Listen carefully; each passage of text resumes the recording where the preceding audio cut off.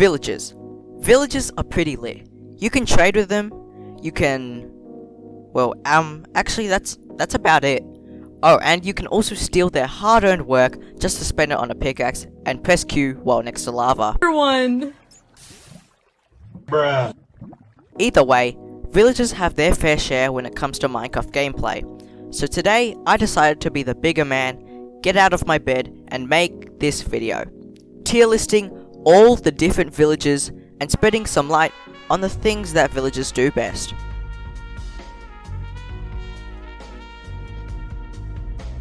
And also, it turns out only 0.5% of people are actually getting that rare 1 emerald for mending trade. So if you want it, you actually have to subscribe, and when you check your villager, it'll be there. Let's begin. Starting off the video, we've got the OG Plains villagers. They're basically our homies. You can find them everywhere. They're really useful and helpful when creating a trading hall because they're really easy to find. Honestly, I think they're really good people. They wake up, work, talk, go to sleep. Nothing bad, right? One big flaw, however, is the appearance of this kind. Like, come on, it's been 10 years and you're still wearing that brown rag. Put on some real clothes. But you have to give it to them. They've been in the game for the longest. They have a lot of history. I'll give them a B. Now these are some people with style. Next up, we have the Snowy Tundra Villagers. These are my people. Like, come on, they seriously got the real drip. Their nice, thick, blue cloaks would get me trading with them any day. Seriously, I want one of these in real life. But in terms of aspects besides clothing, their climate is alright too. It's literally snow. Snow is awesome, especially yellow snow. And in my opinion, their houses are pretty great too. They've got some spruce with the lanterns. I know some buildings are a little plain, but honestly, give them a break. They have to work in the cold snow and terrible conditions. And why should they work anyway? With the amount of drip and swag they have, they should be able to make money just sitting around talking. I'd come to this folk any time of day. They are my people. S tier is what I'll put them in. Now let's move to a slower pace. Let's calm down. And what's slower than the desert villagers? Just kidding. They're not slow at all. I was just trying to find a way to transition to this. I just want to say straight off the bat, there are way too many of these villagers. Like, I know deserts can be huge, but the amount of these villages popping up is incredible. But now to actual characteristics about these villagers.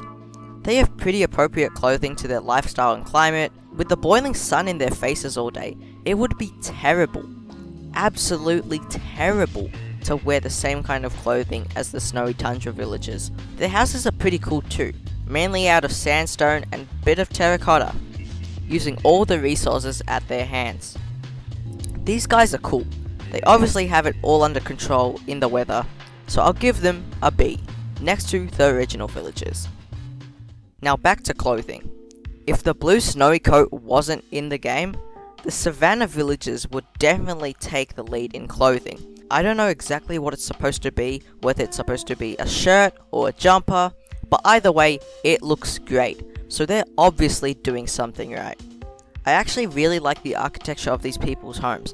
The orange from the acacia, the grey from the logs, and the various different types of terracotta matched together perfectly. I'm not exactly sure what type of climate they're living on, but I know it's probably hot. I'm not exactly sure what type of climate they live in, whether it's hot, cold, humid, or something else. But whatever they're doing a really, really good job. That's great for them. These guys would definitely be my second pick after the Snowy Tundra. So I'll give them an A. Now the folks down at the Taiga biome definitely have a pretty nice place to work with. A lot of wood around them and a lot of resources to work with. They definitely have it a lot easier. But the thing is, I'm no fashion designer, but I think even I would be qualified to say that this is not a really good style. I'm not sure if the devs made it intentional, but their arms kind of look like the side texture of a cake. Just saying. But to summarize the Taiga Villagers, they're all good, and apparently there's a higher chance of getting better loot in these villages. So that's a bonus. They'll get an alright score at C. Now, The jungle breed is a mysterious kind, I'll say. They definitely look hungry. Their costumes are literally burger themed. But the mystery behind them is, where do they come from? Well, the jungle obviously. It's pretty much a no-brainer. But where exactly? There are no specified jungle villagers, so the only way to come across them is through some random zombie villager appearing in the jungle and you healing it, or in the rare occurrence that your seed provides a village that was meant for a different biome but crossed over to a jungle. I guess we'll never know. Maybe they're adding jungle villagers to the next update. Who knows? But what I do know is that although these beings may be illegal aliens, I'll put them in the E tier.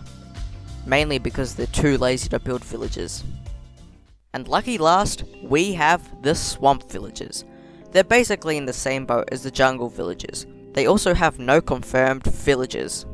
I didn't even know they existed until I made this video, but wow do they look weird. I'm really digging this purple vest that they're wearing, but why is there a lily pad on your head? That can't be hygienic. It's not like you're a vampire or a zombie and you're allergic to the sun. I guess they're just trying to camouflage with their surroundings. But honestly, if you're wearing that purple to hide from witches, it's not gonna fool anyone, just so you know. Just like the jungle, the only way to find this kind is through a village connecting to a swamp, or to kill a zombie villager who spawned there. I'd give these guys a better tier, but it's only fair to put the swamp villagers with the jungle villagers, because they both don't have their own dedicated villages, right in the E tier.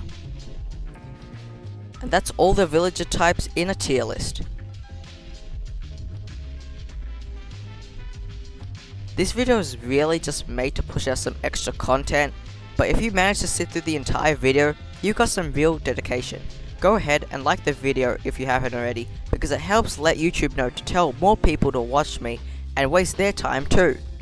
And subscribe if you want. I'm posting more Minecraft content now, so if you're interested in watching some random guy put fictional characters from a block game into their tier list often, I would highly recommend you click the red button. And turn on the bell too. That'll be it for the video though.